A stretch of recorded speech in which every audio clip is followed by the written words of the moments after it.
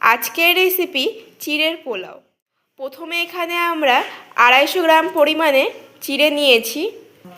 চিড়েটা অবশ্যই মোটা চিড়ে নেবেন, পাতলা চিড়ে নিলে ভালো হবে না।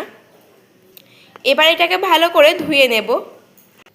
ভালো করে ধুয়ে নিয়েছি, এবার জলটা ঝরিয়ে নেব। এবার একটা কড়াই বসিয়ে দিয়েছি, কড়াইটাকে ভালো করে গরম করে নিয়েছি। দিয়ে দিচ্ছি এর মধ্যে সাদা তেল।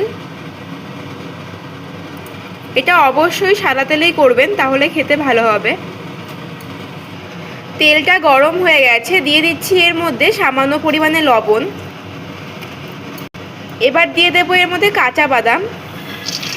এইগুলোকে ভালো করে ভেজে নেব লাল লাল করে।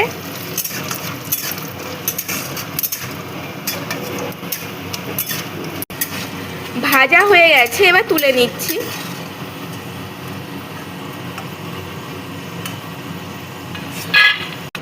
এবার ওই তেলের মধ্যে দিয়ে দিচ্ছি শুকনো লঙ্কা, দিয়ে দিচ্ছি এর মধ্যে গোটা গরম মশলা। তো এটাকে একটু ভেজে নেব হালকা করে। খুব সুন্দর একটা সেন্ট বেরিয়েছে। এবার দিয়ে দিচ্ছি এর মধ্যে পেঁয়াজ। এবার এটাকে ভেজে নেব। দিয়ে দিচ্ছি এর মধ্যে লঙ্কা কুচি। এটা অবশ্যই আপনারা ইচ্ছে মতন দেবেন। তার একটু ভালো করে মিশিয়ে নিচ্ছি।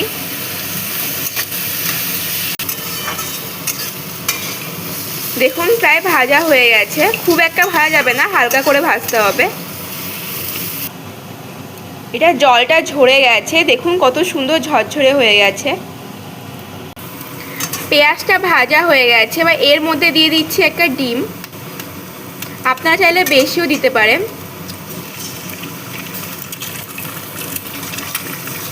এবার ডিমটাকে ভালো করে ভেজে নেব।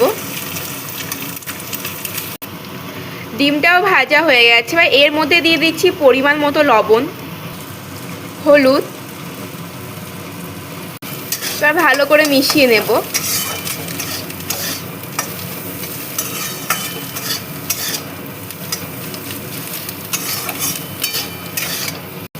দিয়ে দিচ্ছি এর মধ্যে কাসুরি মেথি। এটা অবশ্যই দেবেন, তাহলে টেস্টটা খুব সুন্দর হবে। এবার ভালো করে মিশিয়ে নিচ্ছি। এবার দিয়ে দিচ্ছি এর মধ্যে চিড়ে। এবার মিশিয়ে নিচ্ছি। এবার দিয়ে দিচ্ছি এর মধ্যে পরিমাণ মতো চিনি। অবশ্যই আপনারা পরিমাণ মতনই দেবেন। দিয়ে দিচ্ছি এবার এর মধ্যে সামান্য পরিমাণে লঙ্কার গুঁড়ো। এবার ভালো করে মিশিয়ে নেব।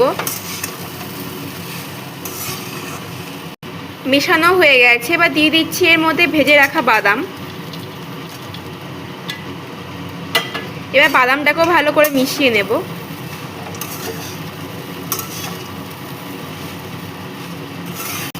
এবার দিয়ে দিচ্ছি এর মধ্যে ঘি।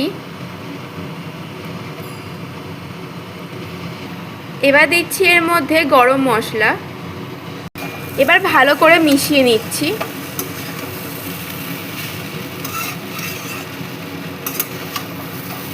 দেখুন কত সুন্দর লাগছে দেখতে।